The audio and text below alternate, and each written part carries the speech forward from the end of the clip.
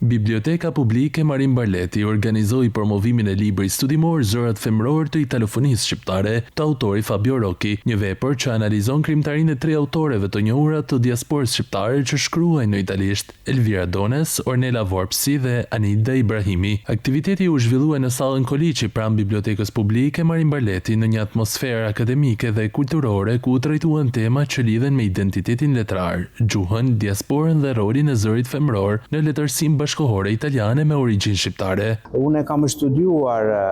një lloj letërsi transkulturore që ka lindur brenda letërsisë italiane, sepse ata shkrimtarët kam shkruar në gjuhën, në një gjuhë e dytë, le të themi, një gjuhë e fituar, kështu që kanë shkruar në italisht, por rrënjët ishin edhe shqiptare, kështu që disa imagjinare të kanë lindur në mënyrë shumë origjinale dhe unë kam tentuar një studim i theluar mbi veprat. Të ftuara për të referuar mbi veprën ishin Alma Hafizi dhe Brikena Smajdi, të cilat vlerësuan qasjen krahasuese të autorit, thellësinë shkencore të studimit dhe kontributin e tij në fushën e kritikës letrare dhe studimeve kulturore. Ky promovim shënoi njëkohësisht edhe përmbylljen zyrtare të aktiviteteve kulturore të Bibliotekës Publike Marin Barleti për vitin 2025.